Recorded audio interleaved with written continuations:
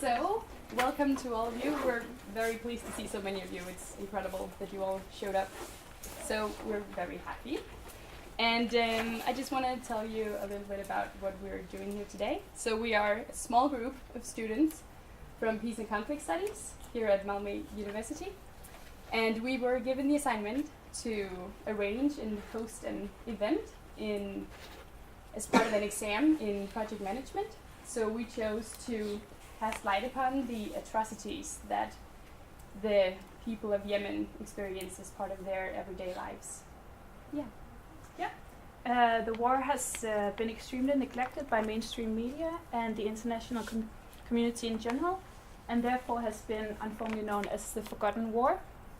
The daily lives of the civilians in Yemen are highly unknown to the majority of people in Denmark and Sweden. And when the war achieves attention, it's usually through oversimplified explanations. And therefore, we are happy to have been given the opportunity to host this event, as we believe that awareness is the first step towards hopefully a more positive future for the Yemeni people. And therefore, we have invited our two experts on the subject. And our first speaker today is Isa Blumi, which we will hear from later on. He is an associate professor at Stockholm University and a guest lecturer at the University of Copenhagen, which some of you may know. And his latest work has been focused on research on political Islam and the Ottoman Empire. And today we're going to dig into what's happening in Yemen, which you all know. And additionally, he is the author of the book that you all had the chance to win today. So the lucky winners, you already got confirmation and the lucky message that you won. And you can come to me afterwards and collect your copy of the book. Yes. And second speaker we're happy to welcome is researcher at Danish Institute for International Studies, Maria-Louise Clausen. And with her research on fragile states, Middle Eastern politics combined with various travels to Yemen, she's gained prominently insightful knowledge on the crisis. And we would just like to note as well that we are going to record the lecture so you can re-listen to it afterwards as a podcast. Yeah. And very soon the word will be given to Isa and Maria, but first I want to introduce the topic very briefly. 2 months ago, on October 2nd, the Saudi Arabian journalist Jamal Khashoggi was murdered at the Saudi Arabian consulate in Istanbul, and supposedly by the Saudis themselves. This assumed murder generated massive international attention and reaction, perhaps because this could turn out to be the center of a diplomatic crisis. Since the murder, a number of countries have banned their weapon sales to Saudi Arabia and the Gulf countries, and this supposedly murder is still very high on the international agenda. Surprisingly, perhaps in regard to international attention and reaction, this murder of one man to a great extent exceeded the starvation of millions and the killing of thousands. One reason why it has often been named the Forgotten War. The ongoing war in Yemen is now by the UN characterized as the world's worst humanitarian crisis. The Khashoggi murder, however, did manage to put Yemen on the agenda, more than it has been before, even though the chronology of this seems very off and out of proportions. The war in Yemen officially began in March 2015, when the Saudi-led coalition intervened in Yemen, when they were called upon by the internationally recognized President Hadi. The war has often been framed in sectarian terms as a Sunni-Shia conflict or as a proxy conflict between the Cold War East-West blocs. Today I know that Maria and Isan is going to question at least some of this. For example, when looking back in time at how foreign interests have for long sought to interfere in Yemen, can we then still say that the war began in 2015? Is the Saudi-led coalition really a coherent coalition that's fighting for the same goals? Who are the Houthis, and why do we name them a rebel group when we say that President Hadi is internationally recognized? And also which narratives have dominated the definitions of the war in Yemen and why. It's simply a war between Sunnis and Shiites, between Iran and Saudi Arabia, as many people say, or should we approach this in a more complex way? And what are the possible future scenarios for Yemen? This discussion is very relevant, especially today here in Sweden, as peace talks is going to take place exactly this week in Stockholm.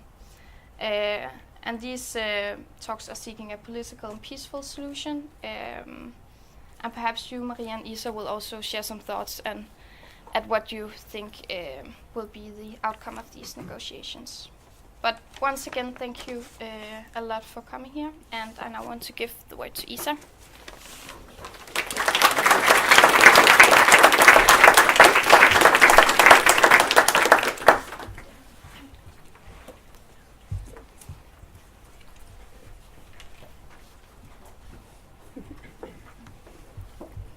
Well, first of all, it's wonderful to see such a turnout. It's difficult to get anybody out, especially when it's difficult weather, when there are so many other things on offer. Indeed, what accounts for why Yemen is off the radar screen is, in many ways, demands or requires a potential audience easily distracted by other things. And one could easily say that much of the world has been easily distracted by other things. And what I will be bringing up in the course of this discussion will be attempts to somehow distract you once again to maybe focus a little bit on certain ways of thinking about what our topic is today, Yemen, but also considering as part of a reflection of how things work in the larger world. Because while Yemen may be the center of attention for us today, Yemen is in many ways a mirror of, or maybe a filter through which we can understand larger global dynamics. We cannot look at Yemen as an isolated case, and Yemen is very much part of the larger global story that hopefully I'll be telling over the next 25 minutes. But I want to start by first of all thanking these three wonderful, I guess they're students, but I would consider them colleagues already, because they've done a wonderful job of mobilizing you to come here, and I can already see they have done their homework, if you will, and they actually know far more about this conflict and know how to frame this conflict in ways that even well-trained journalists, think tankers, and many scholars of Yemen have been willing to do so. So I'm very proud, if I can say that, I'm very proud of three of your colleagues here, and I think you guys should really give them appreciation. Not now, though. That's, they've already got it. We don't have time to more clapping. But when you see them walking down the street, say, solidarity. It's very cool. It's really good. Now, another thing I want to I want to start by highlighting something. There's a little bit of levity, if I can, in a very difficult situation. Is that I was at the coffee shop and I saw somebody wearing exactly the same shirt. And I said, "Oh shit! Is this guy going to be coming to the talk?" And then, and what happens is that I bought the shirt at the same store that he bought it. Not necessarily the same one in the same city, but it's kind of the phenomenon of globalization, right? We're all wearing the same clothes now. No matter where we're growing up, wherever we buy these things, we end up looking the same, at least superficially. And that's how, unfortunately, conflicts like Yemen are discussed these days. You've got this kind of bag of categories, notions, and we basically frame conflicts along these lines. So our colleagues critique this, right? They say, is this simply a conflict between Sunni and Shia? Are we going to accept that kind of narrative? Is it really just a proxy war?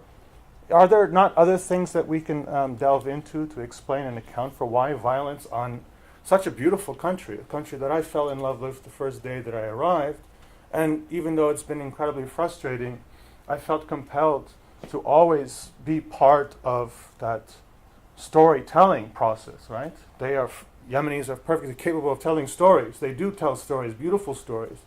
The fact that most Yemenis are not allowed to do that, and that here someone like me comes outside and writes a book and gets published, can actually then have the audacity to actually talk about Yemen, frustrates me. I'm Kosovar Albanian, and I, during our crisis in Kosovo, also faced this problem.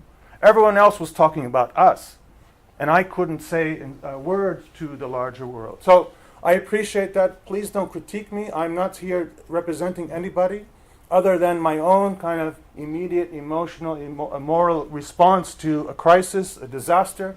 And I see that in many ways the larger world is implicated in this. For me, the worst thing that we could possibly say that this is a Yemeni civil war.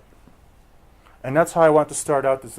That's just a simple way out of responsibility, casting responsibility on a large number of players. I wrote a book to try to somehow bring some kind of historical depth to this crisis of Yemen, a crisis that I believe is a century-long one.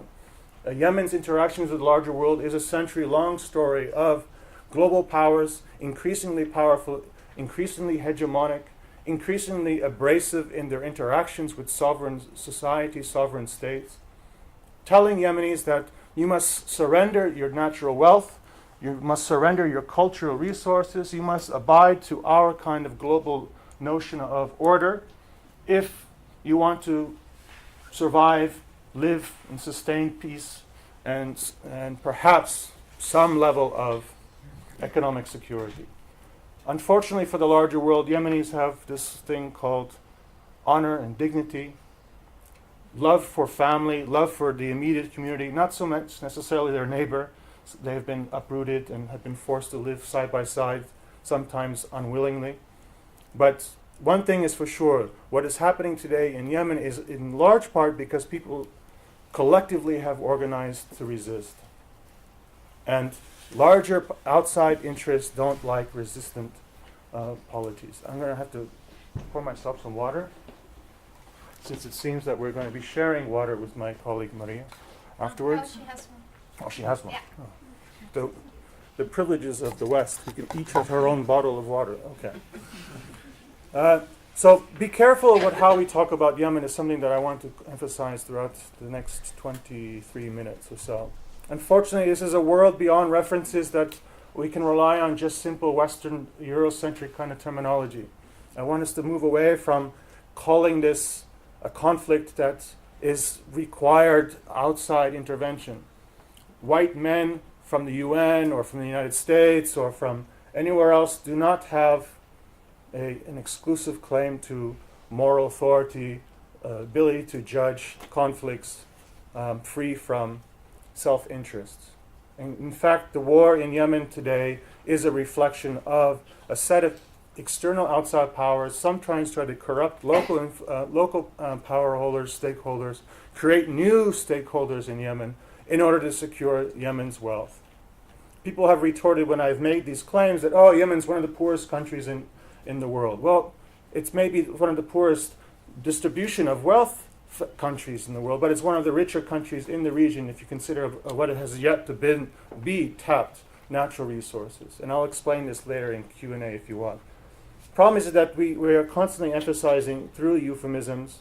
I hope that the English is not too fast and not too convoluted. I hear English is spoken amongst all of you, so euphemisms, these kind of language, I hope you understand. Euphemisms, analogies are all problematic when they're used in the context of conflict, which are constantly changing conditions on the ground. Yemenis themselves are adapting to these conditions. This is a war that is indeed multifaceted. There are many different actors who are constantly changing sides, if you will. And well, more importantly, large numbers of people actually are not part of the conflict, and yet they are directly exposed to the violence itself. And unfortunately, the war, as it started, was a war that was informed by, and I make this clear in my book, and many of my anthropologist colleagues and sociologist colleagues who have worked on Yemen have taken personal offense by this, but a lot of the knowledge produced about Yemen over the last 30, 40 years has actually seeped its way into the strategic side of starting this war. The idea is that this war could be won if we put pressure on certain groups of people through using certain kinds of tools and tactics. And in the case of Yemen, the vulnerabilities, the fact that it was a country that relied on 90% of its food being imported, meant that the people who were instigating this war in March 2015 thought they could starve these people or threatened to starve these people into submission. There was no need, therefore, for negotiation. They thought that they had leverage over 12, 15, 20 million people who had demonstrated otherwise, that they were not willing to just surrender their natural resources, not surrender their sovereignty. This was not going to have to be negotiated. They couldn't trust elections. They couldn't trust Hadi, the so-called recognized president of Yemen. He actually ran for elections that were supervised by the United Nations, by the Americans. Do you know how many candidates he was running against? 0. He was the only candidate. They could not trust the Yemeni people to pick the right candidate. If they put a donkey next to Hadi, the donkey would have won in 2012. And I'm not being silly. I'm being actually very true, that Yemenis and the people, the adversaries in the outside world, knew very well that this whole process of transformation that started in the 2000s, it started when even the old President Ali Abdullah Saleh was still in power, was not acceptable for the large number of Yemenis in the country. And if I can make a very brief analogy, look what's happening in France today. What has happened in France? There is a reaction to new kinds of taxes, right? Well, this is what Yemenis would have to be going through since the 1990s to 2000s, and especially after the so-called Hadi period of 2012. And I'll make this point over and over again. Hopefully with Q&A I'll get some more chances to share with you. The violence on Yemen is a result of knowledge about Yemen coming from the West, that we could put certain kinds of pressures on people. And I need to highlight this most devastating moment for me, because I start the book out with this event. And it says so much about how the Americans operate, how their allies operate. This was a funeral of a top former interior minister of Yemen in 2016. This funeral was attacked and bombed. Authorities who authorized this, who planned this, who designed this and dropped the actual bombs, who posted the order to drop these bombs on North Yemen's most prominent individuals, who were all going there because they knew they would be there, because you show your honor, you show respect to somebody, even if they were your political opponent during life. And the peoples who are instigating this war, who are pursuing this war till today, and who are dictating the terms for the negotiations we will have now in Sweden later this week, knew that Yemenis would coagulate and be there, vulnerable to an attack. And worse still, they knew that after the initial bombing, that people would come to try to save those who were injured by this bomb. And what the Americans started using for the first time in Yemen in the 1990s, double tap. So this is the dangers. Being an academic, being a student, studying conflict and peace resolution, studying security studies, what is it that you're doing? What is it? For whom are you actually providing information when you actually study these things? This is a perfect example of the dangerous connections between knowledge of a dark-skinned people and how we can actually use that knowledge against them. This is a war that is filled with these kinds of crimes against human beings. The destruction of Yemen is something that I suggest is a plan. There is no longer a Yemen. There is no longer a unified Yemen. It will no longer be a unified Yemen. It will be a miracle that will require 60, 70, 100 years from now, if ever, the peoples of this country that has been destroyed and exploded in the last 10, 15 years will ever be able to get together again. And this war since 2015 is very much a reflection of this process, this policy. To destroy a Yemen, to basically make no future possible for what we call here in this evening, Yemen. So I think it's an ongoing project. Destroying historical heritage, destroying infrastructure, a country that is notoriously mountainous. It's very difficult to navigate the mountains of North Yemen where 18 million people live. Destroying their infrastructure to make it impossible for people to move back and forth, to bring food to areas that are isolated, to bring the injured, to allow troops to be moving safely. But more importantly, to destroy an infrastructure that had been built on the hard labor for multiple generations of Yemenis, to make this country in the mountains feasible. This infrastructure will not be built again. Who's going to pay for it? That's something that will be, I think, debated for 30, 40 years. Look at Iraq. Look at other countries that have, in the last 20 years, gone through the same process. The war, from the very beginning, it's been a war of attrition. It's a war to, again, bring people to their knees. The idea is that if you deny these Yemenis their food, they're dependent on imports. If we blockade them, if we bomb the few factories they have, we destroy their dairy farms, we destroy the farms themselves that are these beautiful terraced valleys that you find throughout northern Yemen, drop cluster bombs on them, which are, of course, illegal weapons, determined by the international community to be something that is illegal and is a crime against humanity. They're being dropped regularly. Of course, they're American-made. Dropping, again, the question of knowledge of how people interact. People will go to market. We will try to maximize the death and destruction. We will attack during market day. We will attack when people who are hungry are seeking out sources of food. We will attack those places and kill civilians there.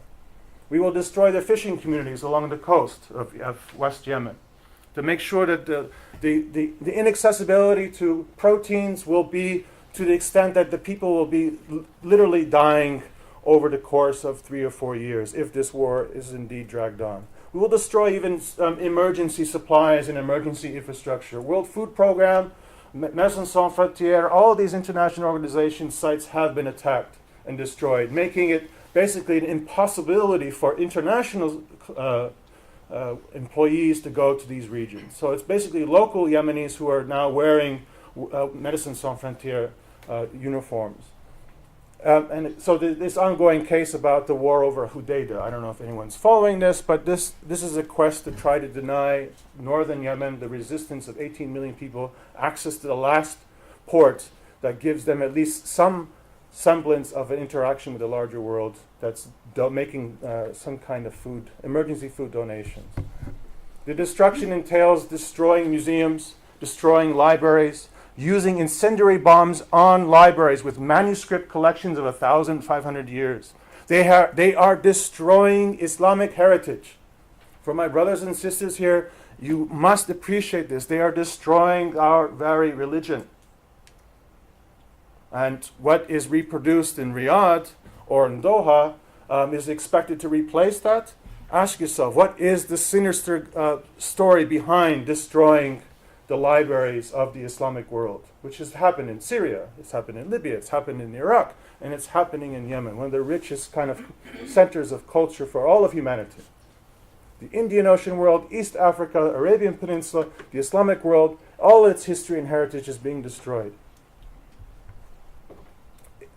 This has been now openly admitted that we are here to terrorize these people. They will remember us for generations. They will speak my name in terror. This is what Mohammed bin Salman is blabbing on about on various news channels. And similarly, whether it be the recently passed away George Bush, he also made such iterations that they will always remember us, that Americans do not apologize for anything. This bravado at the expense of human dignity, let alone the human lives that are lost. The desecration of children, the desecration of their bodies, their ability to actually come and take their bodies out of the rubble because they're worried about being bombed once again. These are very powerful, powerful tools that empire, I call it, empire is using to desecrate an entire nation. And then these incredible weapons that they're using, what some people are speculating are experimental weapons. A bunker buster bomb outside of Sana'a that is most likely has some nuclear kind of dynamic to it, exploded and caught on someone's telephone. No one wishes to discuss these things either. The tactics of this war are not discussed. The kinds of weapons that are used are not discussed. The consequences on the people are rarely discussed at all. And what we do here, unfortunately, these silly kind of games about proxy wars. It's a war between a sovereign government in exile and the whole narrative about law and order, things that you will study about in your own classes, things that are actually translated on the ground as being cynical distractions to what is actually happening. Now the war was, as I will now start to introduce why the war itself, the war was expected not to last that long. This was not a war that had an ambition of lasting for 3.5 years. The exploitation of a war that is lasting for 3.5 years, What Donald Trump's administration is clearly doing now is just gutting the wealth from Saudi Arabia and demanding they spend $400 million a week on this war is very profitable.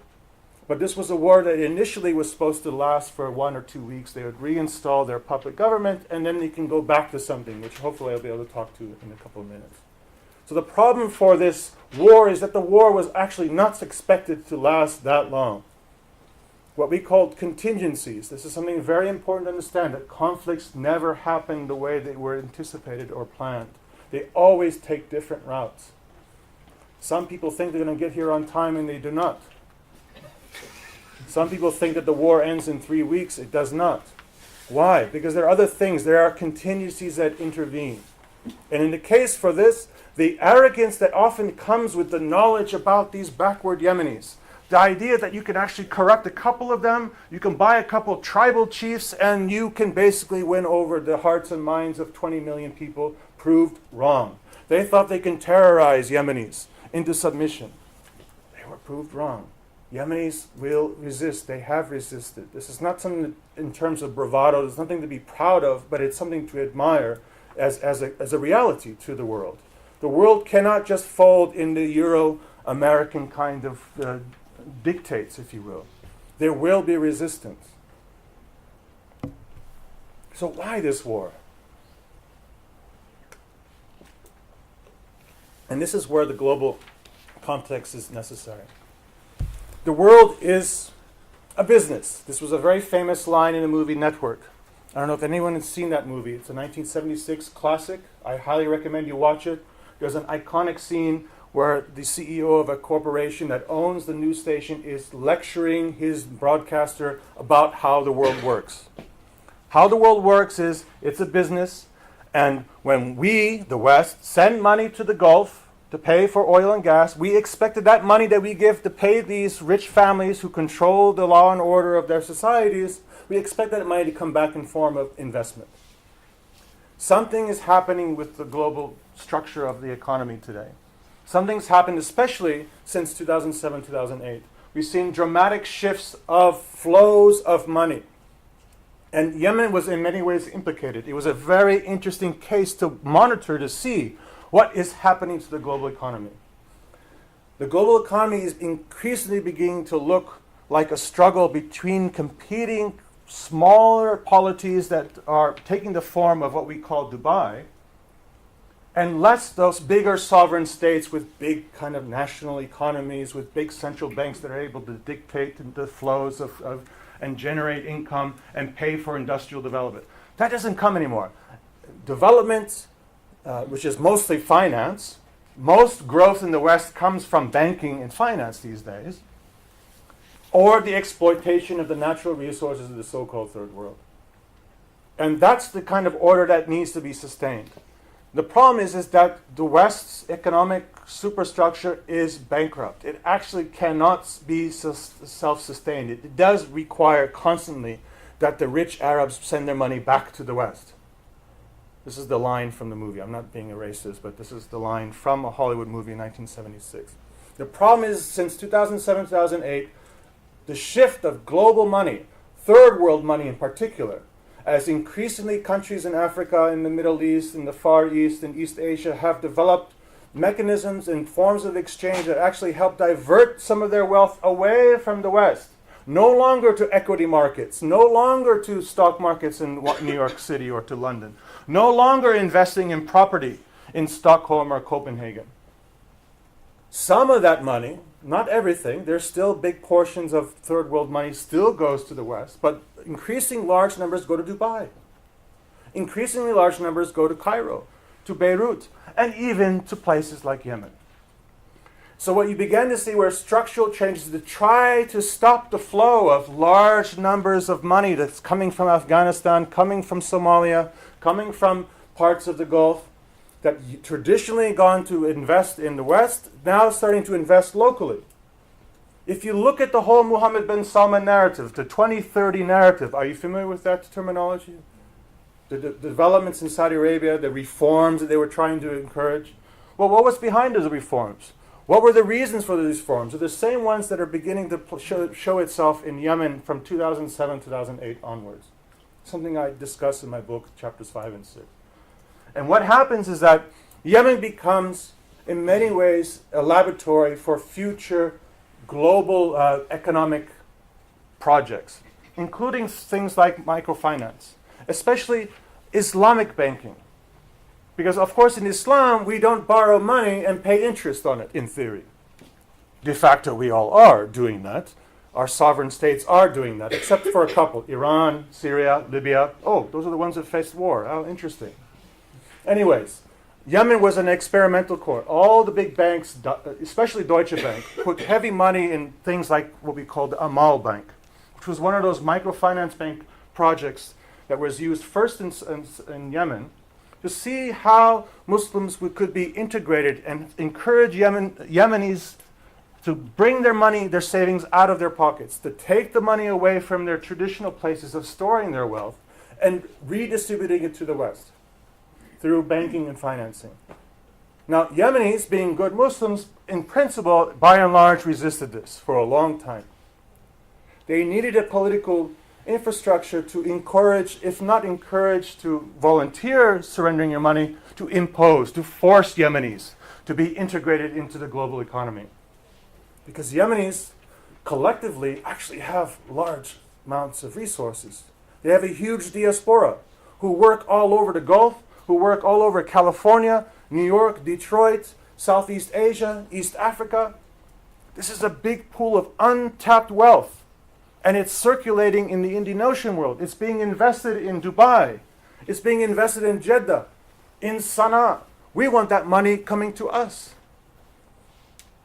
Now, you have people in these kinds of advisory forms in banks that have offices here in Malmo who make these kinds of calculations, looking for pools of resources around the world. Afghani money is a considerable strategic concern for big banks in the West. It constitutes billions of dollars. They want it in Delaware. They don't want it in Dubai. They don't want it in Mumbai. They certainly don't want it in Afghanistan. And so what we're seeing in Yemen from the 1990s onwards is the integration, the forced integration of Yemenis, individuals and collective communities into the global economy, what we call globalization. And we have to learn, when we study conflict and try to find solutions to conflict, we have to be attuned to the political economy of global finance. If we don't study political economy, like good Marxists used to do, we will not understand conflict. We will not understand the motivations for certain actors. We study Qatar and the kingdom of Saudi Arabia, in terms of nation states. These are not nation states with big polities debating about the direction. These are actually family enterprises.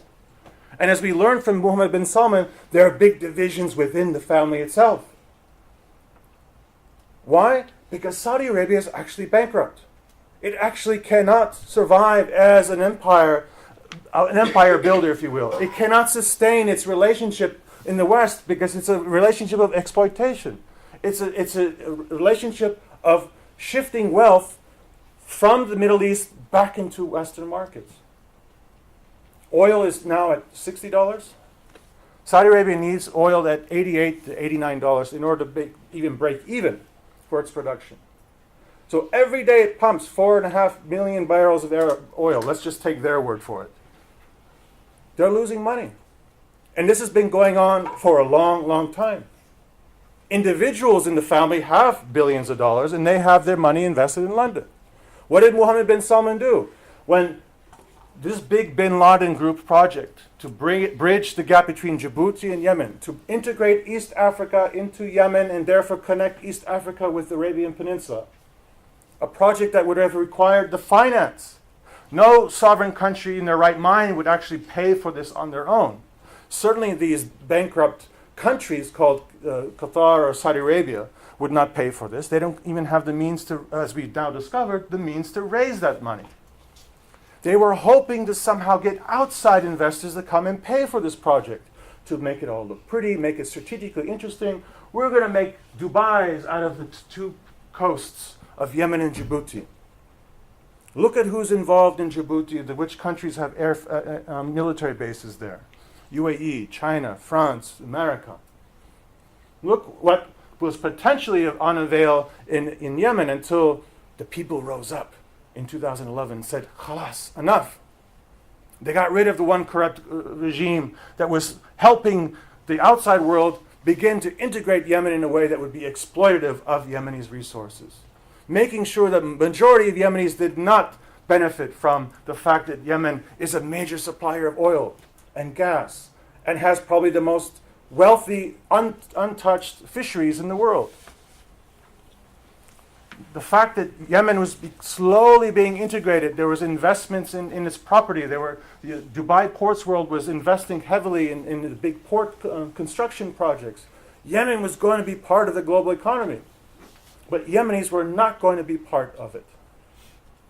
And more importantly, as we see now in France, what we call austerity, IMF kind of development projects. You know what IMF, International Monetary Fund. They started imposing certain kinds of reforms on the Yemeni economy. And just like with France, those reforms in Yemen meant more taxes, more power of the state to go into people's day-to-day lives and extract wealth from them, and make Yemen pay for these infrastructure projects that were not going to benefit Yemenis at all.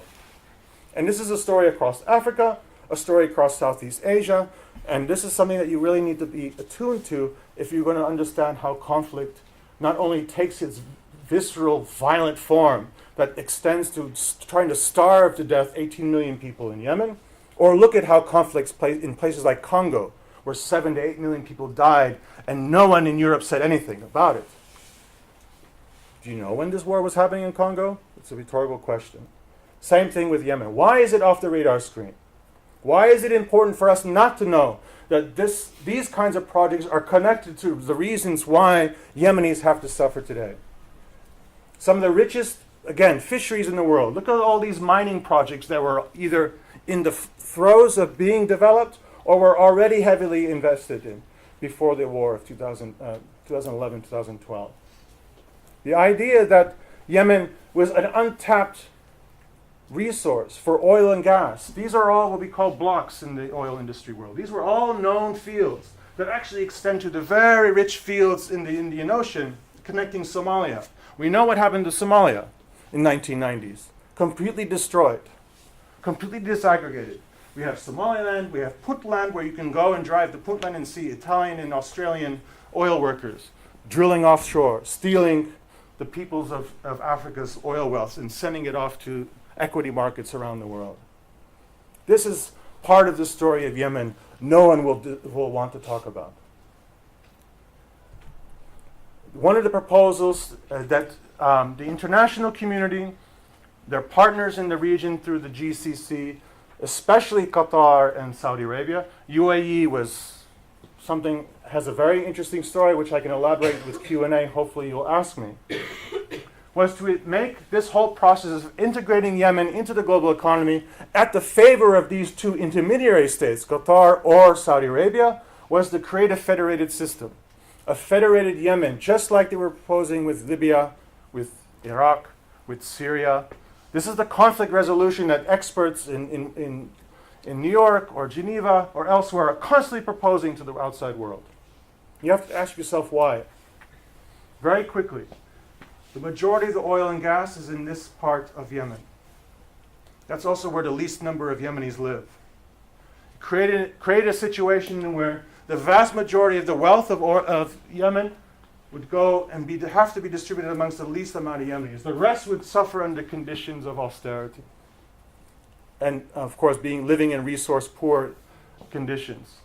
So consider the solutions that the international community have introduced into this conflict, and you begin to realize that the international community itself is corrupted by this process and have conflicted interest, not the interest of Yemenis.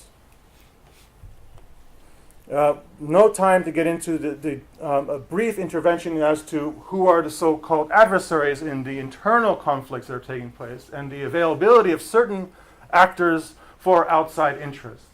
Let's just be simple in here in saying that the Houthis is a misplaced terminology, if you will, for those who are resisting the war today. I call them the resistance. It's grown well beyond any kind of geographic center point, beyond any charismatic individual. And it's very easy to tell the story about the boogeyman who is influencing a small group of resistance and the rest of the people may be victims. Be careful with this narrative.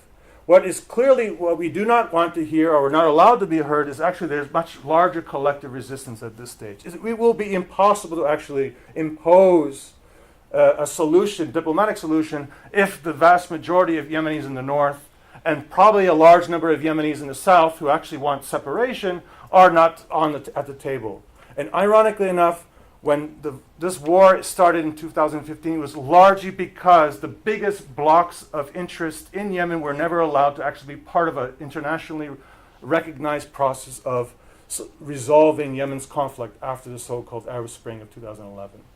So interventions, diplomacy, coming from certain quarters that are corrupted by certain kinds of interest lead to conflict. Lead to opening up doors for at least justifying a more aggressive approach to try to steal away the resources from not only Yemenis, but also competing interests in the region.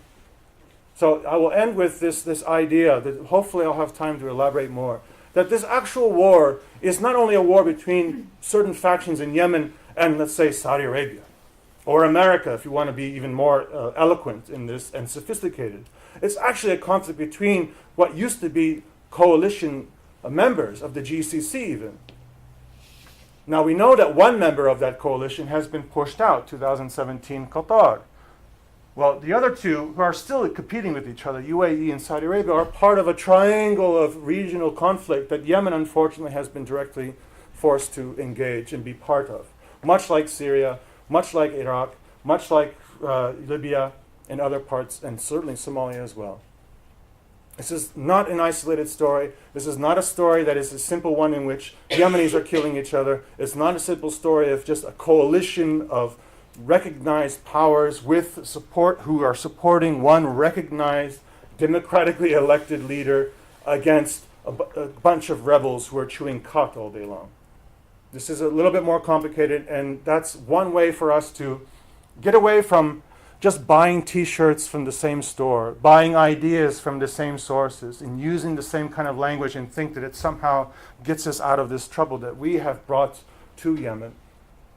And inshallah, our esteemed colleague, my esteemed colleague, although I've never met her before, will provide even more insights into this, hopefully even challenge what I have to say, and then we can have a conversation afterwards. Thank you for your patience.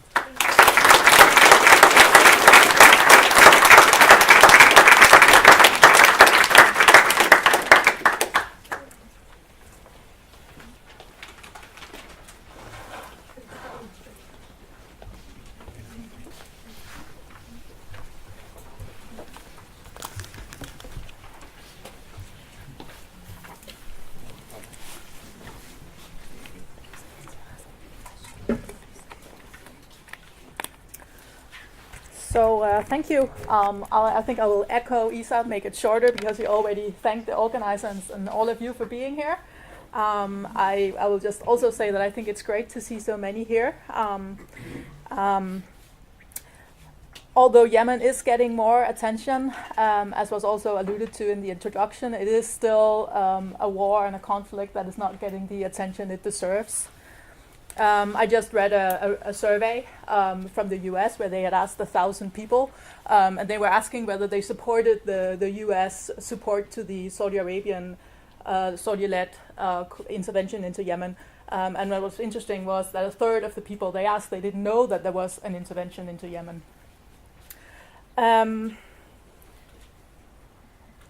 Just a few comments.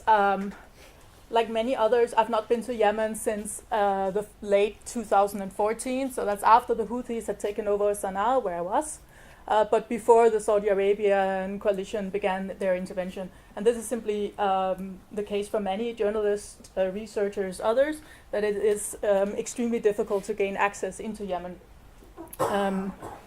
This also means that there is a problem and an issue with getting out information. And I think we see that in the official numbers that are getting out that are obviously ridiculous. this often repeated number of 10,000 casualties. But it also means that it is difficult to tell a story when you don't have images, when you don't have narratives, when you don't have more stories that you can share. I also want to say that we've already heard now one narrative on the conflict. There are probably as many narratives as there are Yemeni. People have very different stories and perspectives, and it's a conflict where because of or not just because, but also related to the fragmentation and the events that have taken place both before the conflict and now during the conflict, there's the fragmentation of Yemen means that the reality that people experience is very different depending on where you live. And I will move on to that as well because it's already been alluded to that this sometimes leads us to use these simple binaries to explain what is going on. Then I also just want to say, and I think also Isa kind of said this, that although the conflict is why we are talking about Yemen right now, and it is something that is defining Yemen right now, Yemen is so much more than conflict. And I think that's probably one of the things that annoys me the most or frustrates me the most when people talk about Yemen, that they always talk about it as a place of conflict and war and terrorism and chaos and abuse. And actually it is one of the best and nicest places where I've met the kindest and most generous people. And I'm not just being some kind of silly humanist girly person. That is really true, and I've been many places. Not that true, but just to say that I think when people have the chance, everybody should go to Yemen and they should experience it for themselves, and that would be helpful. And this is also a final point that is just to say that what is going on right now in Yemen is a result of choices made by humans, and this also means that if humans made different choices, outcomes could be different. So I like this cartoon because it's a simple way, but it has these narratives that we've been talking about. You know, perhaps it is the combination of the conflict being highly complex and then us having this limited knowledge that is actually, in a sense, decreasing because of this limited access that we have to the Yemeni context. So we see, and this of course is also kind of a kind of rough division, but very often when we talk about Yemen, we talk about it in these narratives. And just to go through them very briefly, obviously Saudi Arabia is the main external actor in Yemen for obvious reasons. They share a long border, there's a long history between the two states, there are border disputes. I think this is, you know, Saudi Arabia has made efforts to try to control Yemeni politics, buying off different actors, also formally supporting the Yemeni state through aid. Whereas Iran has had very limited interest or influence in Yemen.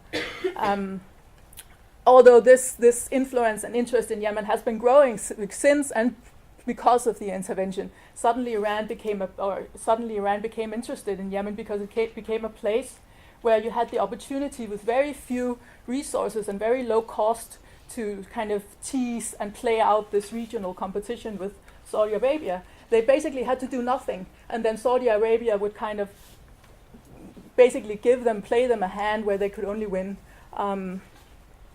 The other narrative, Sunni versus Shia, I mean, it is true that the Houthis as an organization, a Houthi is a family name actually, and the Houthis themselves prefer Ansar Allah, which is supporters of God, as their formal name. They are Shia, but they are Saidi, which is a different strand, and usually considered a more moderate strand of Shiism. It's also a strand that has historically been opposed to the strand of Shiism that you find in Iran. And there has been very limited, as close to none, history or tradition for sort of sectarian conflict in Yemen until this conflict began. And then you see that it becomes manipulated and it becomes part of the conflict. as it has been in other places. Partly because Saudi Arabia has been actively promoting this narrative. You also see actors like Al-Qaeda was actually kind of hesitant about it, but someone like Islamic State have also been very active in promoting this narrative of Sunni-Shia struggle, because of course it fits their purposes.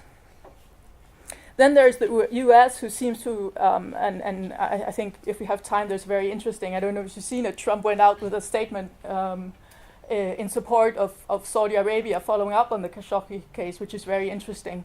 But they seem to have kind of bought into this narrative of the Houthis as being Iranian proxies. And they point to the missiles that the Houthis have sent into Saudi Arabia, arguing that this gives the Saudi Arabia the permission to continue the intervention because they are under attack. And here, just to say that they're also like the Houthis, they have their slogan, which is God is great, death to America, death to Israel, curse on the Jews, victory is to Islam. So these types of slogans, of course, have a certain zest to them that speaks into this narrative.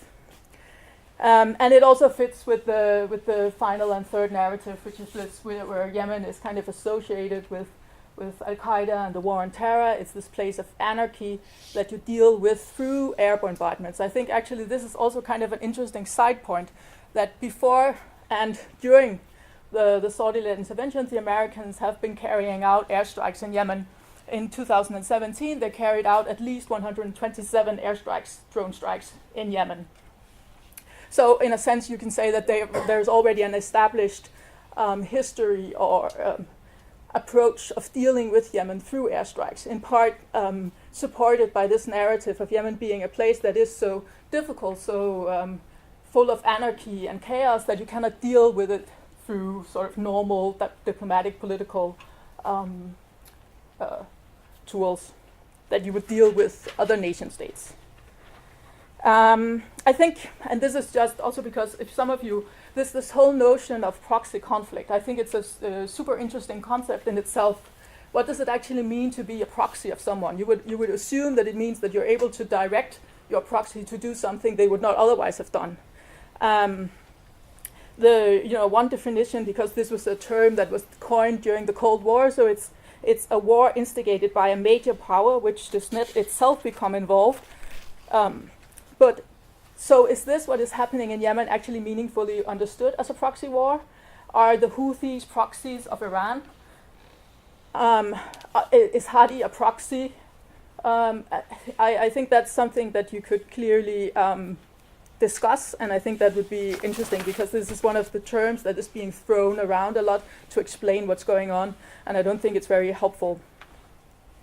It is clear, I think, that both Iran and Saudi Arabia are trying to use this conflict for other purposes than actually what is going on in Yemen.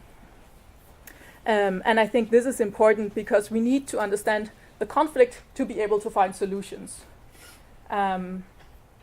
And finally, what I think is most important and most problematic about all these narratives, and coming back to what I started saying in the introduction, is that it takes away agency from the Yemeni. Where are the Yemeni if we understand the conflict as a Sunni versus Shia? Where are the Yemeni if it's all about Iran and Saudi Arabia? Where are the Yemeni if it's all about Al-Qaeda or the war on terror? I mean, these are people with agency who have resources and who are able to take and make decisions on their own lives, and I think we should have a lot of respect for that. I will take a kind of different route and maybe also just put a little bit of context into to what happened in Yemen, but very briefly.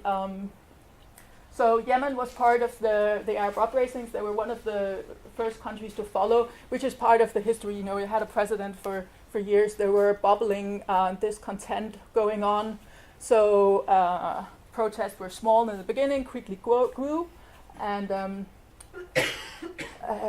there was a long process where Saleh, the president of 33 years, promised to step down, then he didn't, then he promised, then he didn't, then he was almost killed in an assassin attack, went to Saudi Arabia to heal. People thought maybe now he would stay away, he came back. He's like the man who would never die until he died. And in all this, the GCC countries and the UN and the US, they went in and they tried to push him, and they successfully managed to get him to sign this transitional agreement. And what was special about this, and what meant at this time, actually in 2012, Yemen was put forward as a model, as an example to be followed for the countries emerging from the Arab Spring, because they successfully negotiated a transfer. They avoided civil war at this point in time. And what they did was that they began this national dialogue, which was a UN-sponsored conference where 565 people met for 10 months in a luxury hotel in Sana'a and discussed the future of the Yemeni state. The point of this was to make suggestions or inputs into that was supposed to lead to a new Yemeni constitution. This was also obviously, I mean, in a sense, it was an amazing accomplishment that you could get so many people to meet, and they were fairly broadly representative of the Yemeni society, if you will. But at the same time, it was a rushed process. There were many, many issues. Many people, for example, from the Southern Movement, were not represented in that process. And what is more is that it was also a process where everybody spoke their mind about everything. So you came out with about 1,800 recommendations about everything and nothing, because some of the most important key political decisions were not handled within the National Dialogue Conference because they were political sensitive. So they were postponed and dealt with afterwards. And this is where the political process moved from being this process that you spoke of as a model to falling apart. And one of the issues was exactly what Isa also mentioned: this decision to make Yemen into a federal state with 6 regions. Yeah, I'm just very briefly, just in case you don't know, the guy in the middle holding the booklet is President Hadi, and here he's signing the new constitution, which was then. A first draft was made based on all these recommendations, and shortly thereafter, the process kind of collapsed, and I will speak a little bit more about Hadi later. So just very briefly, an introduction to the Houthis. Again, depending on who you are and where you sit in Yemen, you will have different perspectives on who they are and what their goals are and how they should be dealt with. What you can say is that they fought 6 wars against Saleh's regime from 2004 to 2010. Then there was våbenhvile.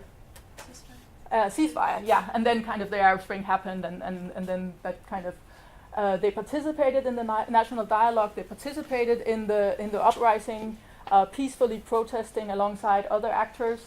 But while they were doing that, they were also engaged in a military campaign in the north of Yemen, where they have their kind of home main area.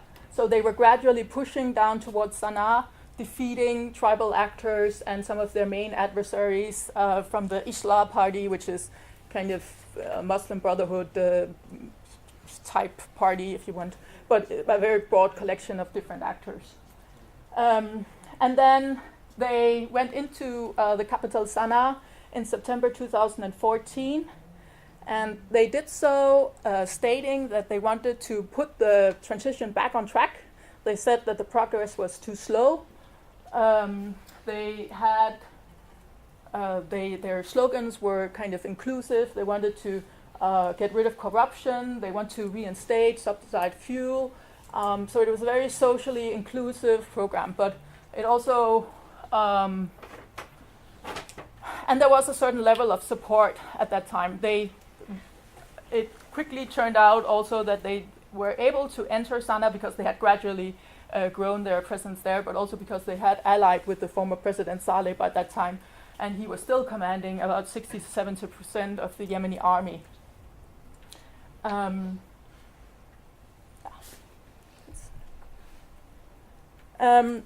So at that point, there was a political process where the UN was involved, that they were trying to find a way to negotiate something that would be more acceptable for the Houthis, a more inclusive political program. You had this issue with with the former president still being in the political process, having immunity, and still being the head of the GPC, the largest political congregation, if you will, party. And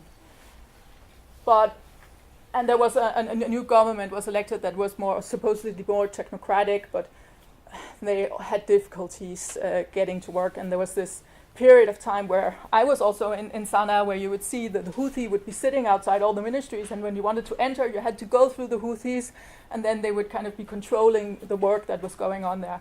So it was kind of an unsustainable period of time, but also a time where there were still hopes, and there were a lot of political negotiations going on, because some of the demands that the Houthis were making were very legitimate, because there was a political process that was not very inclusive. A lot of the actors who had been part of the uprising had been kind of neglected and marginalized as soon as the real political serious business began. So at one point, Hadi resigned with the government. He was put into house arrest, managed to escape. The Houthis followed him towards Aden, and at that point, just before he made Aden his temporary capital, but then had to leave there. He went to Riyadh. He's basically been there ever since. Before he went, he issued a letter to the UN, to the Arab League, calling for assistance under a pact of what's it called? You know, the right to self-defense and the kind of we protect each other clause.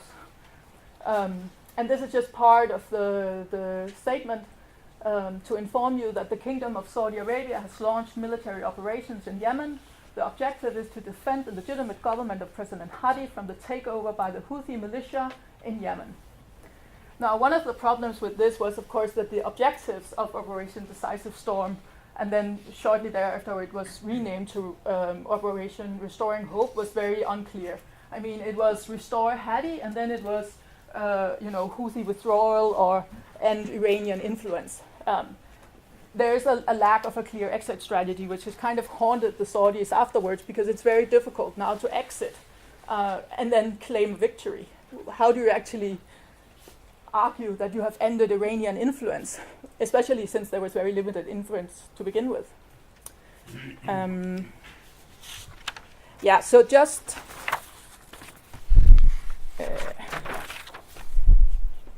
whereas I think you can call the Houthis a resistance, you can whatever you want to do. The fact of the matter is that they entered Sana'a by force, and they took over government institutions, and they were supported by the previous President Hadi, and a very unlikely and very unstable alliance that also ended a year ago with the death of Saleh by the hands of the Houthis. But I also think we need to attach a few words to the internationally recognized President Hadi. I call him internationally recognized because I don't want to call him legitimate, which is the word that the Saudis use, and some others. And I think here there's an important distinction, because you could argue that he's legitimate because he is the internationally recognized. But you could also argue that to be legitimate, you need to have support. You need to be able to be in the country that you claim to legitimately rule. So I think there's a distinction there. He was elected, and as Isa rightly said, this was kind of a contentious, or it wasn't contentious, but it was an election where he was the only candidate. I don't know if he would have been defeated by a donkey, but he was not given the opportunity. I do know that there was a fairly high voting percentage, nearly, I think, 65% of people went to confirm him. And at that time, again, being in Yemen, most people didn't know who he was. He had been the vice president of Saleh for decades. Most people had no clue who he was. So they also did not like him, but they did not know who he was. They saw him as a candidate that the political elite had agreed on, and they saw him as a potential way out of the chaos. So they were willing to give him a chance. This was my impression from the talks that I had. They didn't know who he was, but okay.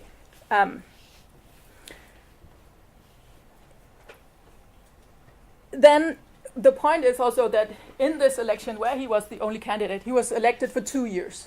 He was supposed to be a transitional candidate that was supposed to oversee this UN DCC supported process. This ran out in 2014. He was prolonged. So then we're on 2015. So he resigns. He rescinds his resignation. He escapes to Saudi Arabia. He is not really able to rule from Yemen. He's basically been in Riyadh ever since.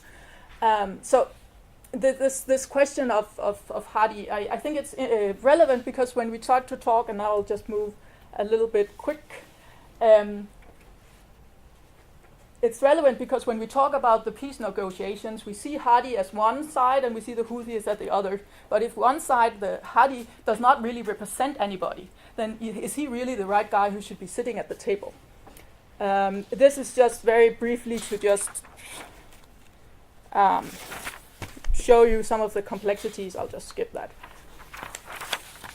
And then I'll just go to this obstacles to peace, because one of the obstacles that has been mentioned is that by all accounts, despite Hadi being referred to and being positioned very strategically in the Saudi legitimization of the intervention, it's clear to everybody that he does not have a political future in Yemen. He's not the person who is able to lead anybody in Yemen. So, in fact, you could argue that as soon as there is peace in Yemen, his political role is done. That could potentially be a problem. It is also potentially a problem that other actors have limited interest in peace. I mean, even if the Houthis as well. I mean, right now they control Sana'a, they control a large portion of Yemen. If there is peace, they would most likely have to give up that power, and they would have to find some sort of power-sharing arrangement there where they would lose some influence. I took these pictures just an example because I think it's interesting that right now, and partly because of the Khashoggi, we see this battle in the media where suddenly the Houthis are writing an op-ed in, Washington Post or something, where they're arguing that they are the protectors of journalism and free speech and everything. There's this positioning between the actors where they're each trying to position themselves as the ones who want to end the war and the other party as the ones who want to continue the war. And this is why I also brought in this war economy. The fact of the matter is that most of the parties, most of the elite actors currently involved in the conflict are benefiting from the war. They're not the ones starving. And I think these years have clearly shown that they are prepared to accept the starvation of the Yemeni people.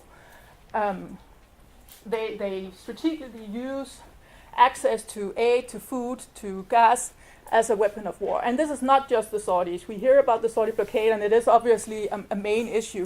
But the Houthis, they do it as well. They steal, and they steal off the aid, they distribute it to their own supporters. And in that sense, also use this access to and control over the Hodeida port as a way to finance their continued.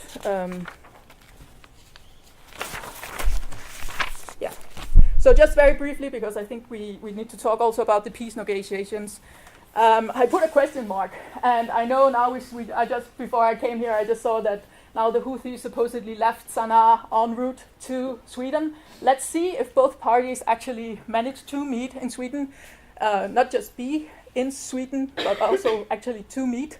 There's not been peace negotiations formally under the UN since April 2016, or they were long. But what is also important here to notice is, and even if they meet, or even if they manage to join in the same location, these are not really peace negotiations. These are negotiations that are supposed to set the framework for, and the framework and the principles for future negotiations.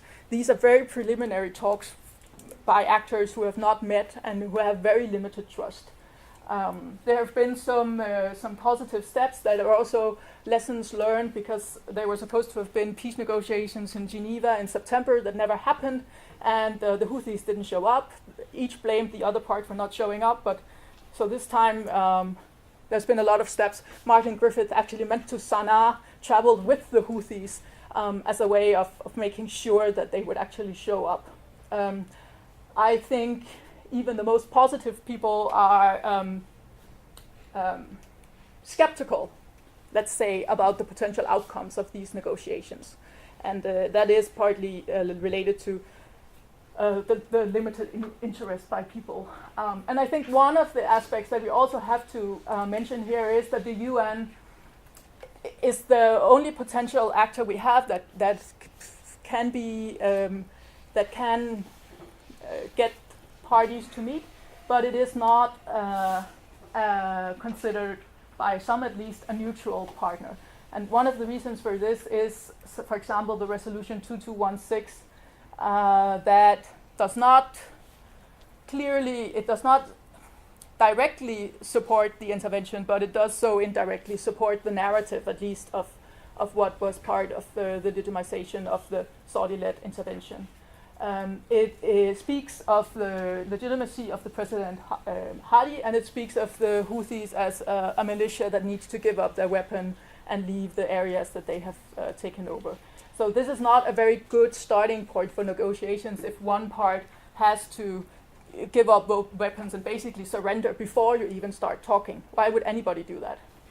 And then I just brought in a small tweet just to also illustrate how UN is looked upon with skepticism by many. Yeah. Just to talk a few words, and I'll do it very quickly.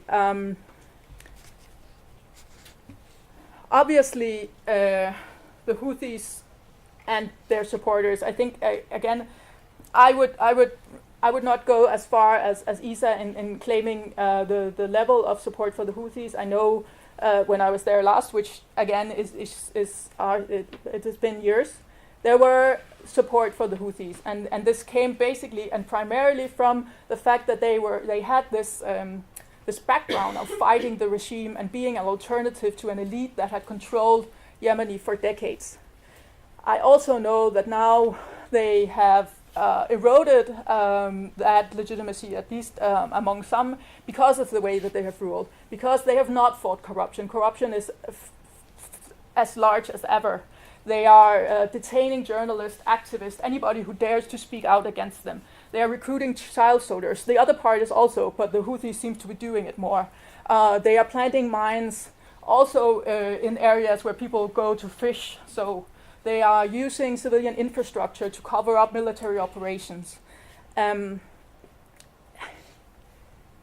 So they need to be part of a solution, but it's not easy in the sense that many look upon the Houthis and their loyalists with skepticism and are concerned about what they would do if they're given power. The country has generally become more fragmented, both along political, religious, geographical lines, and it's very, very difficult. And Isa said that, and in that I completely agree. It's very difficult to see a solution where you have a unified Yemen.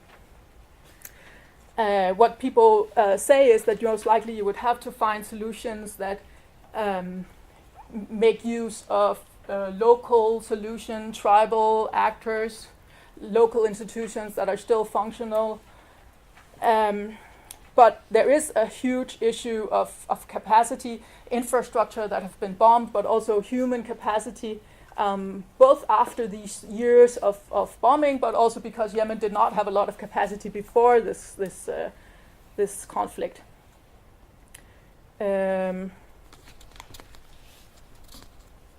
So that's also why it's kind of interesting when people talk about reconstruction. In many cases, it's actually just construction, because it's not that there's something to reconstruct. I also think it's true that we need to rebuild roads, buildings, businesses, but we also have to take into account, and I think this is neglected. I just came back from Baghdad last month, and there you see again the consequences of decades of war. What does that do to people, to the social cohesion of a society? And I think you will see the same in Yemen. It was actually a very a society with a very strong social cohesion, and that's why they have survived until now, despite the financial hardship that they have suffered. But of course, this is eroded when you live through years of war. So there is a need for people with local knowledge making use of these existing institutions. And yeah, I'm thinking, yeah. And that most likely it will be some sort of settlement where local groups will have a great deal of authority. Now, federalism. It was one of the most contentious issues of the national dialogue because it did exactly this, where it divided up the country in ways that were not agreed on by everybody. One of the reasons was, for example, that the Houthis were placed in this middle region where they kind of lost access to the sea, they kind of lost access to natural resources. They would have preferred more of a, if it should be a more of a horizontal region. Again, this is one of the struggles. There was most people did not know in Yemen what federalism means. I think that's a general problem. People don't know what federalism means. They know they want some sort of a level of local autonomy. They also know that decentralization does not really work because there's been decentralization in Yemen for many years. A very extensive decentralization law written by external consultants based on international recognized knowledge, and it's kind of copy pasted from one country to another. It was never implemented. So they don't want a decentralization, but they still want local autonomy, and that's where federalism came in. Can we wrap it up now? Yeah.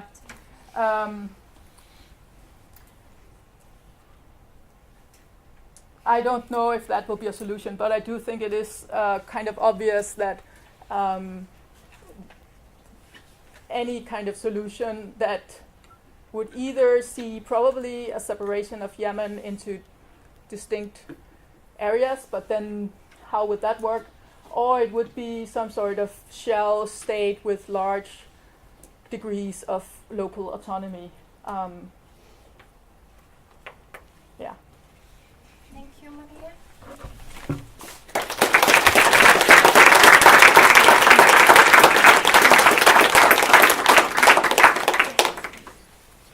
And now we have 30 minutes for questions. You can grab a cup of coffee very quickly if you want, but if there's any question from the audience, we'll gladly take them for Isa and Maria. Otherwise, is there anyone? Kasper? Yes. So the military spending for Saudi Arabia has over a decade been increasing up until 2015, and there was a rather sharp decline. I wonder if there's any correlation to sort of that strategic political thinking from the Saudis and the conflict in Yemen. And secondly, building up on the financial, let's say, roots or aspects of the war that was emphasized by Isa, has the oil price sort of the drop in 2015 also any relation with the war in Yemen? I'm not quite sure about the question about military budgets dropping and then suddenly rising because of the war. Is it? No, contrary. It's been rising all up until 2015, and then it was a huge drop. Until the war? Yeah, essentially. Or the same year at least. I don't have that specific data. But. And you're saying there's a correlation between push factors for war and the loss of business that could lead to a peaceful. I'm assuming that's the kind of correlation you're making, that there was some vested interest in seeing more money spent on military budget. Is that what you're suggesting? What I'm asking is if there's any link between the oil price drop and, let's say, Saudi's involvement with the military budget. Like, has they essentially planned a war in Yemen?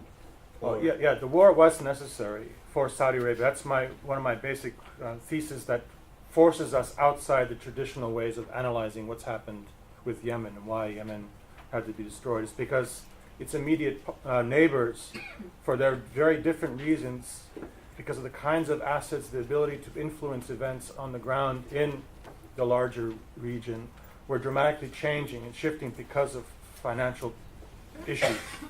Saudi Arabia was fundamentally bankrupt. You can actually monitor, if you take this in mind and now retrospectively look at all the events that were taking place from 2014, 15, 16, all the attempts to mobilize Mohammed bin Salman as this reformer, someone who's going to bring Saudi Arabia into the 21st century, this project around 2030. If you look at the projects they were advertising, the whole tour that this individual is making in the so-called Western world, the cell that he's reforming, bringing women's rights to drive, is tailored with Saudi Arabia as a place to invest money. It's a place to draw what was otherwise money that smart money said, no way we're going to send it to Saudi Arabia. Are you kidding? That place is a dead end for our money. It's corrupt. It's a place that actually doesn't have the resources. We know secretly that Aramco, for instance, is nowhere near what they want because they wanted to issue an IPO to privatize, to make public a portion of Aramco to raise revenue in order for Saudi Arabia to actually have additional funds, if you will, because it actually could not draw those resources anymore from an oil industry which is increasingly sapping its resources. Increasingly, banks which were facing austerity themselves, they couldn't just liberally distribute money left and right and hope to get returns from that, began to see that they would have to require extra guarantees from borrowers like Saudi Arabia, which had proven historically to not be paying its bills. If anyone has been to Mecca and Medina recently, you will notice that all these construction projects were basically unfinished. They haven't been paying the bills. Find me the Bin Laden Group. The Bin Laden Group is finished. It hasn't been paid for 2 years, and it went out of business. It was taken over by the Saudi family. Look at the conflicts between Canada and Germany over the last year. Those were basically about unpaid bills. There's a big crisis in Saudi Arabia. Where are they going to get the cash now to pay for this military equipment they need for this war? This was not anticipated. They were hoping to actually secure a viable relationship with Yemen that could lead to exploiting its resources. Saudi Arabia would be kind of a conduit to see development in the Red Sea area. It would see huge inflows of invest money. That was the vision, if you will. The problem is that smart money is, we don't put money in Saudi Arabia.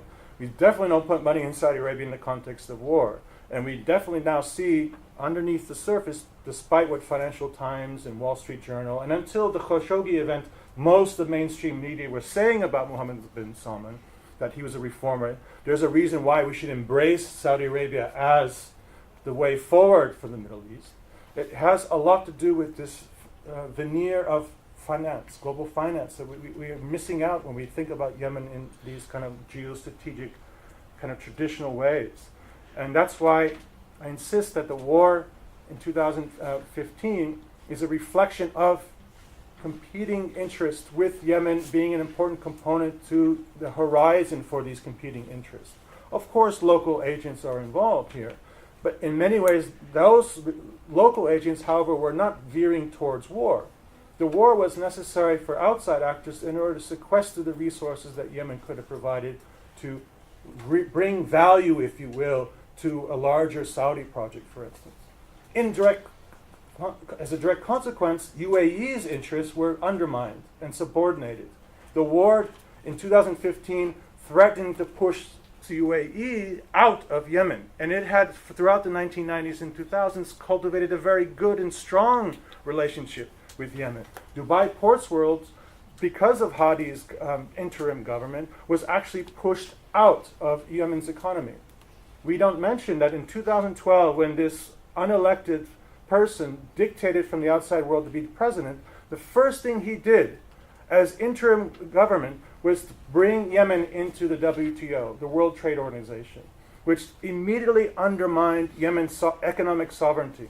It started selling off its public properties. It started renegotiating all these lease agreements that before had gone to Dubai Ports World.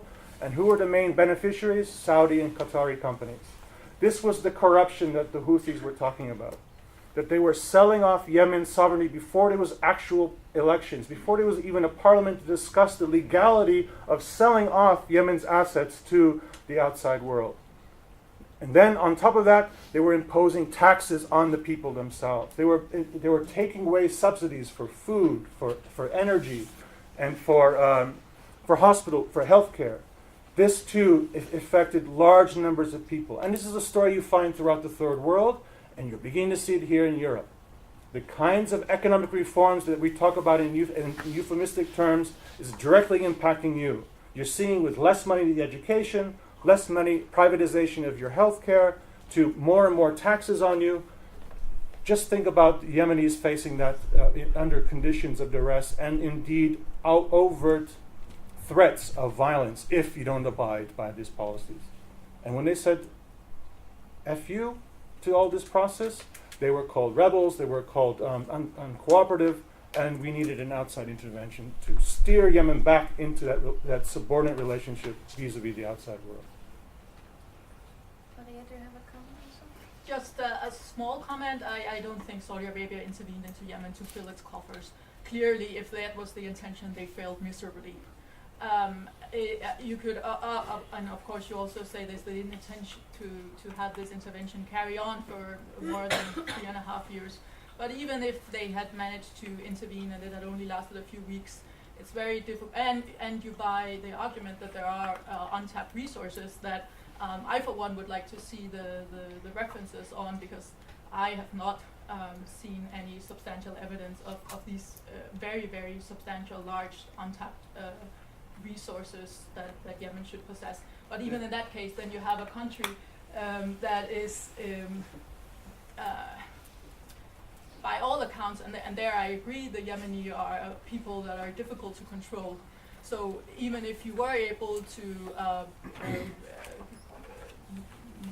have a very brief military intervention, then it would most likely be extremely difficult to build a system where you would be able to extract those resources in a cost-efficient manner. What I will say, I think it's more likely, which is also the more mainstream approach to explaining the intervention. I agree, but that you had Mohammed bin Salman, a very young crown prince, eager to establish himself as a successor, as a power holder. He saw the intervention into Yemen as an easy way to use an external intervention to build his internal capacity. He has this Vision 2030 economic program that he is struggling to implement, and again, I think one of the reasons that he's struggling to implement that is obviously because the crisis in Yemen is costing money, but also because he does not have the internal support that he needs for that. I will say, and I think this is one of the things that we should be talking more about when we talk about Yemen, is the role of the United Arab Emirates, because they, I think, comparatively have very skillfully been able to go under the radar. They have not been exposed to nearly as much critique as Saudi Arabia, but they are in fact just as heavily involved. They are the ones who have ground forces. They are the ones who are paying mercenaries to. They are the ones who are leading the attack on Hodeidah on the ground. And they're the ones who are buying up Yemeni infrastructure. For example, in Aden, in the 50s, it was the second busiest harbor after New York. It used to be a financial hub for a period of time.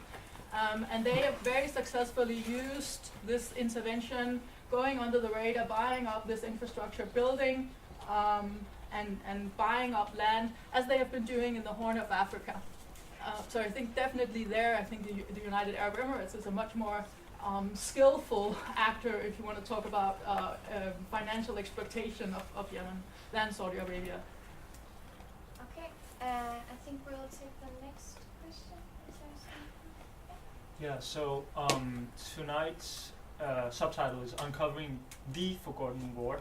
How can we summarize the uniqueness of this conflict as, or in comparison to South Sudan, Syria, Palestine, or any given conflict? Why can we talk about this specificity of the Unforgotten War? I know you've been touched upon some of those key factors, but if you would like to sum up.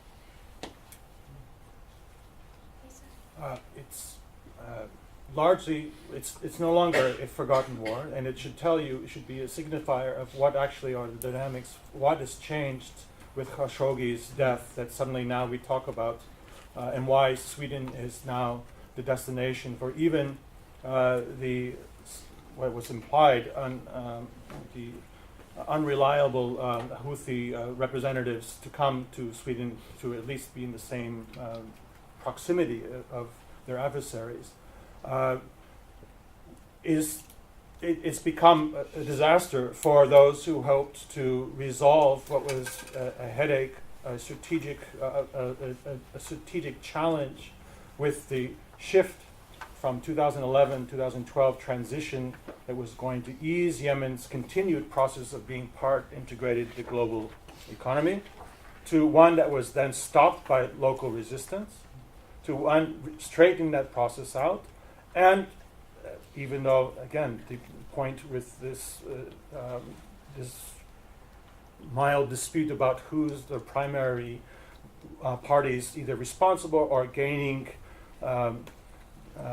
who is benefiting from the conflict as it plays out today, there are very different actors who suddenly are now reintroduced in new frames. So Qatar, for instance, has not, again, been mentioned here, will, I think, become another important player. They're being sold now as an outsider who were not responsible for the transition period in which they invested heavily in the Islah Party, heavily in Hadi's government, and heavily in economic structural changes that were what caused Yemenis to rise up in 2013 in the first place. They will make an entry point once again. And they, with their media infrastructure through Middle East Eye, through Al Jazeera English, their allies in Washington Post, and elsewhere, will make Yemen a big issue at the expense of their rivals in the region. This is why you'll hear about torture chambers that are managed by UAE. This is why you'll hear how terrible Mohammed bin Salman is. This is why you're going to see now more emphasis. This is a window of opportunity we are talking about now. So if you think about it in these terms, if you actually look back at the kind of changing rhetoric, at how various media institutions, how media assets have been used, and which particular players are highlighted as enemies of and those who are making life miserable for the adults in the diplomatic world, and those who are fundamentally responsible for crimes that were committed, that will be committed. That's where I suggest we're looking at. This may no longer be a forgotten war, and we have to understand why. And it's not because Khashoggi's death has suddenly opened up the eyes of the West. Yeah, I will say that I think a lot of the mechanisms that we're seeing in Yemen you can find elsewhere as well.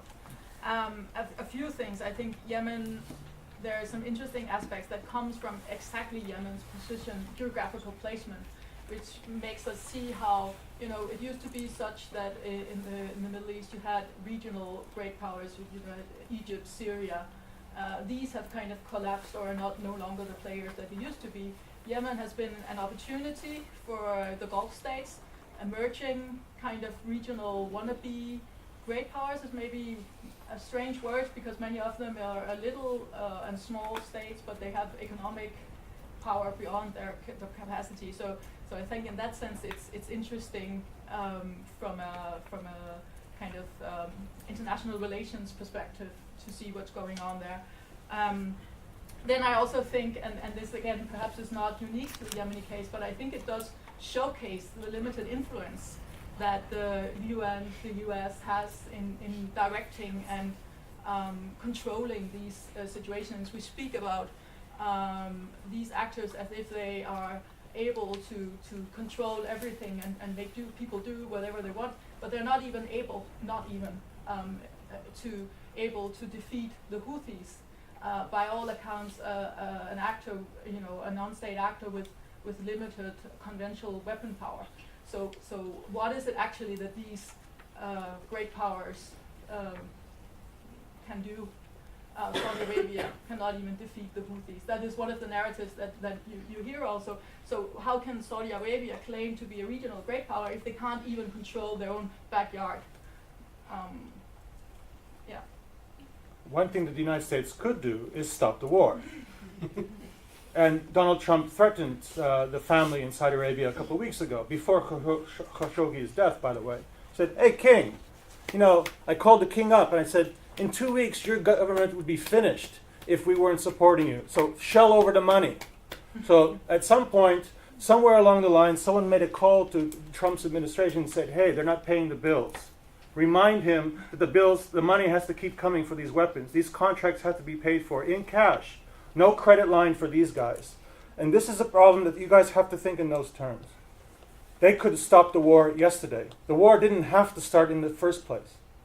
All right? So there is, in fact, a component that can make or break and start or end wars. And it actually is something that we, in the theory, have potentially to put pressure on. And this is why the war in Yemen was never discussed. Because in our names, it would actually feel a little bit, ooh, that's really not what our interests are.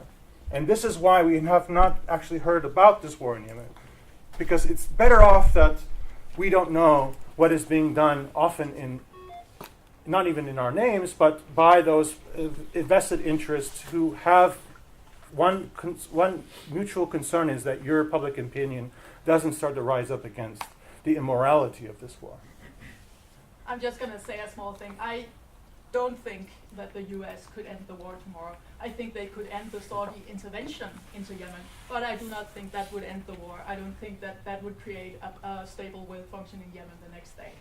So I think it's a precondition for peace, and it has to happen, but I do not think that in itself is enough to finish the war. More needs to be done. And then I think Trump is an interesting figure, and I don't want to talk about Trump because I think we do that far enough, but I'm still going to do it. I think it's completely true, you know, this transactional relationship that you have. He calls up, he you know, put the money on the table, oil prices fall because the Saudis start pumping out oil, and then you have the next statement from President Donald Trump on standing with Saudi Arabia on the 20th of November. I'm just going to read the first line, which is, "The world is a very dangerous place. The country of Iran, as an example, is responsible for a bloody proxy war against Saudi Arabia in Yemen." So you see that something has happened from within those days, and again, this element of Trump clearly buying into the idea that the Houthis are Iran. And this is where you need to know American politics. There's a lot of things going on internally in the United States that explains a lot about why Barack Obama's administration supporting Qatari objectives initially in 2015 started this war, and why that changed dramatically with the election of Trump, and why Trump's administration has changed dramatically its positions, its public positions about Saudi Arabia, about the war, about oil politics, about Iran. There are things going on in the United States as well that we cannot look the other way about. So again, it's too elaborate and too deep for us to discuss here, but let's not leave out the dynamics of domestic politics, which is one of the reasons why you guys could not have known what was going on in Yemen. Okay, I think we'll take the last two questions. We have a question here. Okay, we'll take the last two. So perhaps you can all just say your question and then we can... I wanted to know, what do you think, what's the role of Iran in the conflict, especially in this conflict? I will be happy to hear because I'm coming from there. And the second one. Oh, well, my question is very similar to his. A lot of people speculate that Iran's support for the Houthis sort of echo their support for Hezbollah in order to strengthen their proxies in the region. Now you have Hezbollah that's strategically placed at the doorstep of Israel, and now you see the Houthis there who are strategically placed at the doorstep of Saudi Arabia. And I sort of would have liked to hear a better connection with the three, Hezbollah, Iran, and the Houthis, which I don't feel like you guys talked about too much, and maybe try to sort of expand on Iran's role in that sense. Well, my last question is regarding the use of illegal weapons, as we talked at the beginning of the presentation, and which is clearly a breach of international law, exactly. And I wanted to ask you how the international community reacted to this breach, especially also because the US produced these weapons. And the US obviously has a huge influence in the international community, as we know. That's my question. Okay. Yeah. You answered your own question, the last one. The United States and other, let's say, those in the market of weapons of mass destruction, Sweden being one of them. The king even went down to Saudi Arabia to lobby to continue contracts. So there's a lot of vested interest in selling weapons of mass destruction, not much interest in seeing you getting upset about the fact they're being used. I've said from the beginning Iran doesn't have a role to play. That's a boogeyman. And I think that's a mistake to equate what happens in South Lebanon, which emerges in the context of occupation from the Zionist regime, and the resistance, local resistance. You can actually make parallels with local resistance in Yemen and local resistance anywhere else in the world where their society is being occupied by an exploitative external power. But to make this connection with Iran is stretching and reflects more the narrative that comes from certain media outlets. So Iran's strategic interest is Syria and Iraq. It has actually no cultural connections with Yemen. It goes back for 2 millennia. Maybe ancient Persia had some bases in the Red Sea, but since then, no. Zaydis have a very hostile, at a level of jurisprudence, have a very hostile relationship with Twelver Shiism. They are Shafi by extension of, if you would analyze their understanding of the law and interpretation of Islamic law. So until this war, a window of opportunity perhaps for some rhetorical support, the weapons, the missiles, they're all makeshift adaptations of a well-stocked military that existed prior to this war. So you have anti-aircraft missiles that were just converted and then started being fired off into Saudi Arabia as a means of defense. You have air-to-air missiles that have been converted and used as ground-to-ground missiles. Yemenis are not stupid. They were trained for many, many years in various military schools from Moscow to Virginia. They know their weapons. They know how to use those weapons. The weapons that are coming in, arming the mercenaries who happily sell those weapons to anyone who's willing to take them back and give them some cash for it.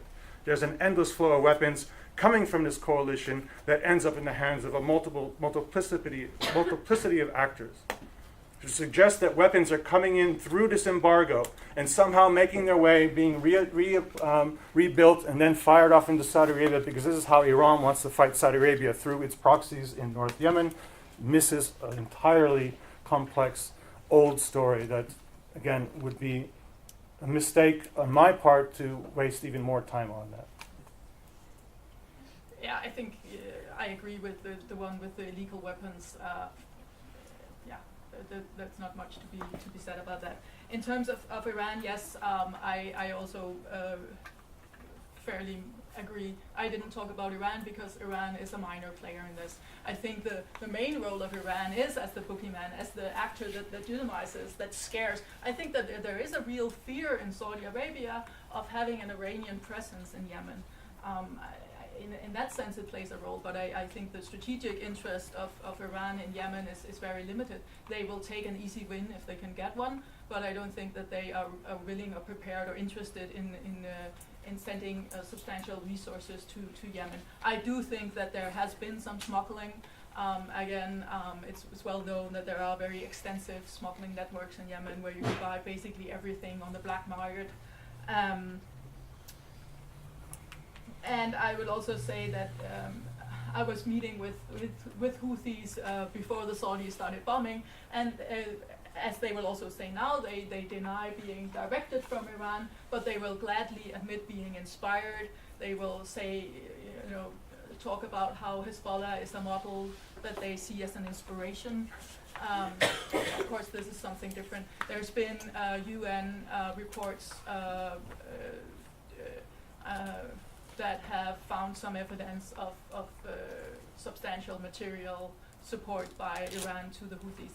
But the Houthis were perfectly capable, and again I agree, they were perfectly capable of fighting before this war, and they had resources. As they said, they took over the majority or more than half of the Yemeni army's military stash. And even though some of that was then destroyed in the Saudi Arabian bombardments, they still control missiles that were bought during and have been able to modify them. There have also been a presence of trainers, capacity building experts that I think is well documented. But Iran does not control the Houthis and do not direct them, and I don't think they have an interest in doing so. Yeah, and with that note, I think it's very interesting that if you Google the war in Yemen, you will see the first 20 articles framing this war as being a proxy war between Iran and Saudi Arabia. And then both of you, even though you have diverging perspectives of some of the aspects of the war in Yemen, you both say that we shouldn't be talking about Iran. So I think that's interesting.